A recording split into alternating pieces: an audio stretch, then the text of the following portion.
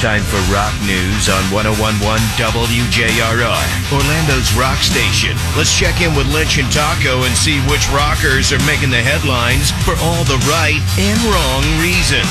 101.1 WJRR. Rock news brought to you this morning by JRR's Tuesday Ticket Takeover, happening all day today on the JRR Instagram at 101.1 WJRR. If you get a moment to pop by there, you might score yourself some Pierce the Veil tickets. Yep, big JRR show coming. You could be there. Pierce the Veil, with special guest Sleeping with Sirens.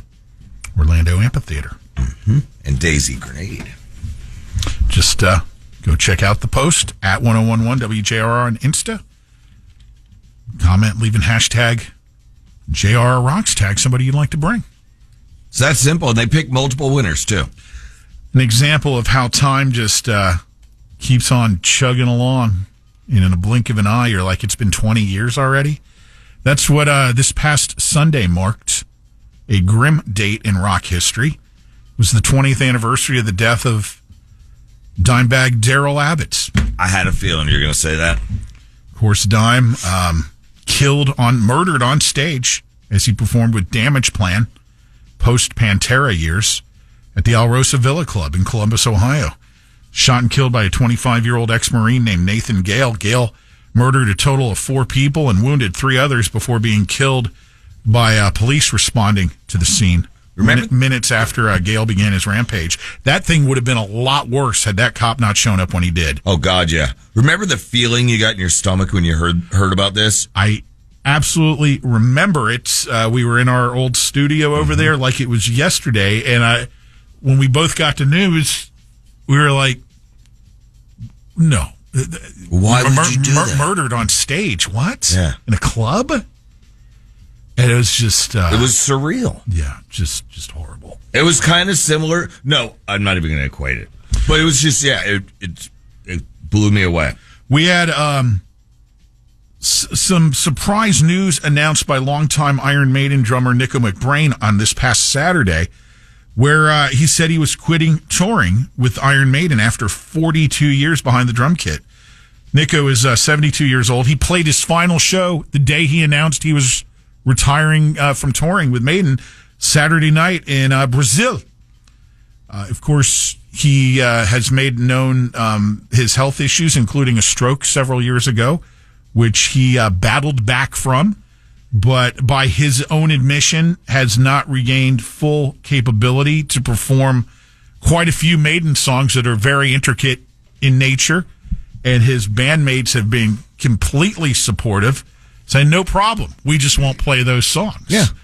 And that has been the mantra they've been going by ever since that, but I guess Nicko has just got to the point where he's like, look, enough's enough, my body is just not there. So Simon Dawson, former Session drummer and Maiden bassist Steve Harris's longtime bandmate in British Lion, will be taking over for the drums and the tours moving forward. But Nicko will still be in the Maiden family mix with projects, in the future.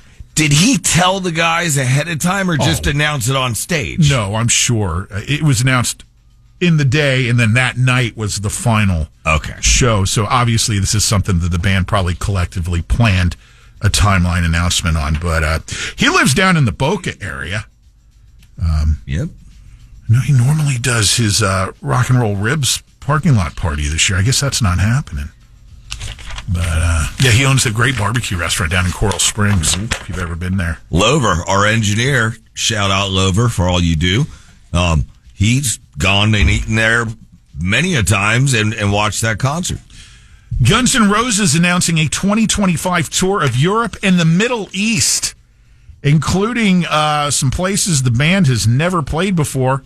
One of those would be Saudi Arabia, which now, these days, artists get some pushback from some groups when they announce that they're going to do anything in Saudi Arabia, of course, because of the human rights record there, but they stroke big checks in Saudi Arabia.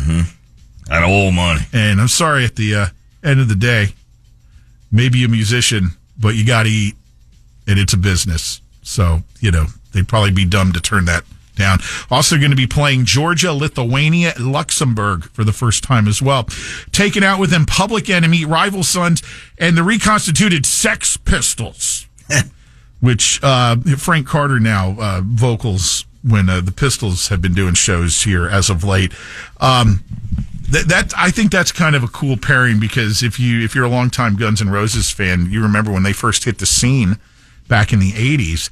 There were a lot of comparisons, not so much musically, but attitude-wise, to the Sex Pistols. Just the no-holds-barred, F you, here we are, like us, hate us, whatever, this is what you got. Think of the people in Saudi Arabia who have heard and seen on video or whatever, like Sweet Child of Mine, and now they're going to get to see it performed. That's huge, you know? Joe Satriani and Steve Vai launch the Satch Vai Band. They have now, obviously, they've done their G2 tour, or G3 tour, I'm sorry, for years. But now they're like, look, we're going to fuse together and literally become a band. And they're going to do that, announcing Surfing with the Hydra European tour. So Joe Satriani and Steve Vai, along with each of their respective bands, have now merged as one. We'll see how that goes. That ought to be interesting. What else we got here? System of a Down announcing 3 stadium shows next year. That's going to be big. MetLife Stadium with Korn. That's going to be August 28th. August 31st, Soldier Field in Chicago with Avenged Sevenfold. Summer vacations, anyone? And then September 3rd, they'll team up with Deftones for a show in Toronto at Rogers Stadium. All good pairings for the other band, too, Yeah, so Korn, Avenged, and you said Deftones? Yep, so 3 System Stadium shows next year. And finally, there's this from over the weekend. An indie wrestling outfit in Chicago was holding one of their events over the weekend.